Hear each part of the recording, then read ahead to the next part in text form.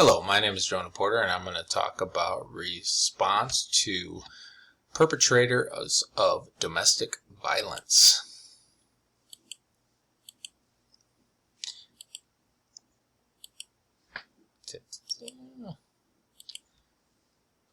And so, sorry about all the dead space here. So, there is a pretrial and probation. There's 7 steps to it. And I tend to go over all of them as long as I keep my computer going correctly here. Procedure 1, or step 1 I should say, or could say, conducting a pretrial release evaluations. Second step is supervising defendants and conditional release. Third condition is conducting a pre-sentence investigation. Fourth is victim engagement and pre-sentence of investigation or pre-sentencing investigation. Procedure 5 is supervising domestic violence offenders on probation. Step 6 is probation violations and revocations of probation. And step 7 is administering and supervising the Duluth Domestic Violence Unit's response to domestic violence cases. So, first of all, we're going over step 1, and that is, or procedure 1, is conducting a pretrial release evaluations. Basically, what this is a danger risk assessment for the victim/victims that could be involved in the domestic violence case, and all these things are. That whole risk assessment is taken into an account before offender is released. If the offender is a high risk upon release, then additional monitoring could be in place, or additional monitoring will be offered to take place. The victim will be contacted before the offender is released, and at that point, different advocacy groups can get involved to let the victim know what their options are. Now, step 2 would be supervising the defendants on conditional release. So this is a condition that basically judges' orders are going to be a wide range of things before a person can be released, and I don't have nearly all of them listed here. But domestic violence program could be definitely is one of the top ones. Drug and alcohol treatment programs. Order of protection is one. No contact order. That's a good one. And date and time of the next court hearing, so best not be late. And then incorporate the victim's concerns here. The victim has the opportunity to speak out in concern of their concerns of what's about to happen to the offender, and any other protective measures that the judge sees fits. The judge will include warnings at this point about sanctions that could be enforced if the orders are not followed.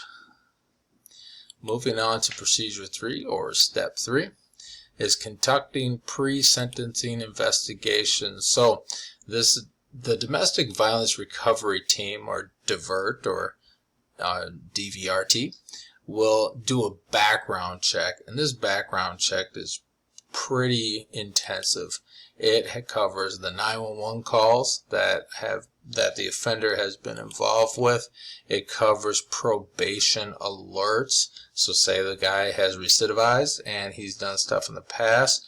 They're going to bring all of that up in this background investigation. Statements. They're going to get statements from the victim, the witnesses, and they're going to take statements from the offender as well. Say like the offender said something that was off-colored and that could throw up some red flags. This would be the time that they go over it.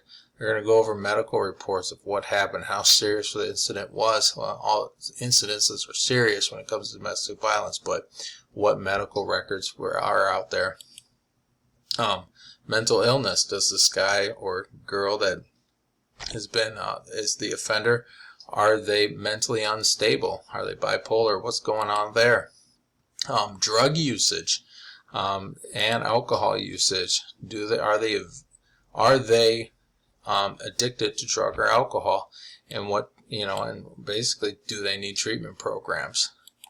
Now, step 4, the procedure, is the victim engagement and pre-sentencing investigation. So this is the point where the victim really gets engaged with what's happening. This includes interviewing the victim and what is all at risk. Let her or him know all of the options that are available to them.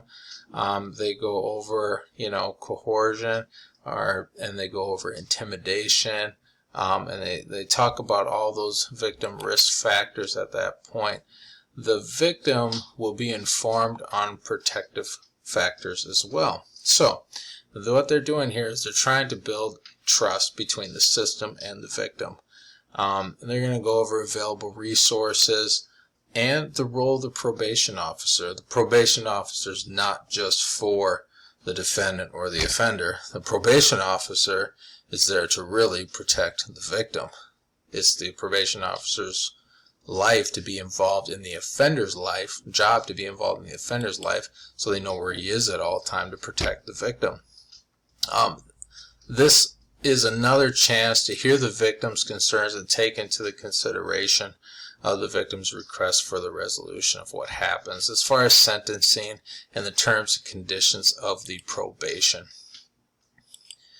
Under step 5 or procedure 5 is supervising domestic violence offenders on probation, and this is really working with the offender and the behaviors that will result in a conviction, which is watching out for signs of recidivism.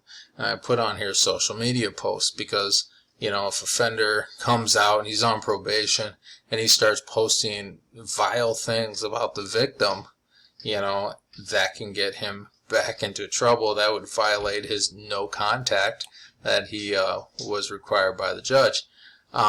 Finding correct rehabilitation program for the victim or for the offender. Say he was on drugs and alcohol, he needs that rehabilitation. Act swiftly if violations of the court occur. So if he or she does stuff that is not supposed to be done, they act swiftly. They get it done quick. They catch those violations quick. We have regular meetings with the probation officer at home or at work. And that probation officer is going to be involved and show up at his job, show up at his house unconveniently, and want to know what's going on in his life. The PO will assist in any offender. He's gonna basically assess the risk level every time he meets up with them, and he's gonna keep very close notes on what that offender is doing at the time. Step 6. This is basically this is probation and violations and revocation of probation. So the probation officer is the guy or the gal. Their job is by far, to me, they're involved. They investigate any suspicious probation violation linked to the victim's safety at all. They consult with the supervisor to take appropriate actions. If things aren't looking right, they get involved. And violations, they could result in a 72-hour hold that put them in jail for 72 hours automatically. Get that cooling off period if he did have any victim interaction. He can also extend that probation. We put recommendations in for that. He can even say, hey, I'm going to recommend prison time for this offender.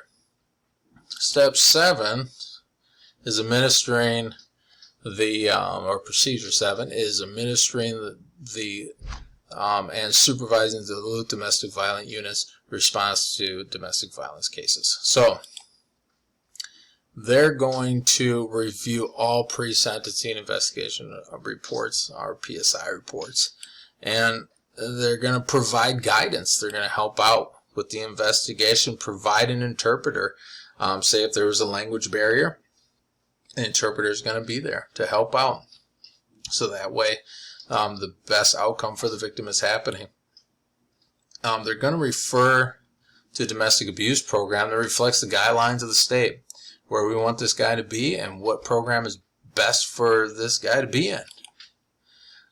Maintain a list of community programs and they're going to provide resources as needed. You know, a lot of these victims, they are dependent on the offender's income, and they need that extra money, that extra support there. Might be food, might be clothes, might be, you know, extra cash, whatever. So let's review.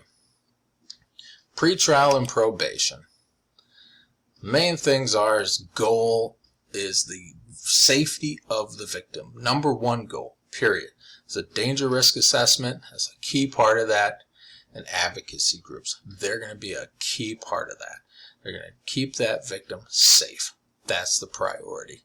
The advocacy groups are going to be there to help that victim go through that tough, challenging time in their life. The second goal is to hold the offender accountable. I don't think that it takes rocket science to know that we got to hold people accountable for bad actions that they do. The probation officer is the guy that there's court orders and they're followed up on and ensured and kept in place by the probation officer. So, and then the third goal, I would say, would be to change the behavior of the offender. And we do this through counseling, through treatment, through punishment. Could be whatever it takes. We got to change the behavior of the offender. And by far, you know, I believe the most important step is the guy or gal that's involved the most is the PO, probation officer. Step 6. You know, when that probation officer is involved, he's the closest thing to that offender other than the victim. He wants to know, that probation officer wants to know the ins, the outs, the comings and goings, and everything about that offender. That investigation on probation violations can incriminate both the offender and the victim. So, what I mean by that, and that's why I say this is the most important role in the entire thing, is because the probation officer not only is going to hold the offender accountable, but that probation officer is going to also hold the victim accountable. So, if that victim is still in love with the offender and is reaching out and trying their best to get a hold of them and sneaking a message, that's when the probation officer steps in and goes, yo, this has got to stop. So, I think by far the most important role in the entire thing is the probation officer. If the probation officer does their job correctly, it can literally mean the difference between life and death. And I can't underestimate or overstate that enough. The probation officer does their job correctly, it can mean the difference between life and death, and keeping those two people separated. So, thank you so much for watching. I hope you enjoyed the presentation.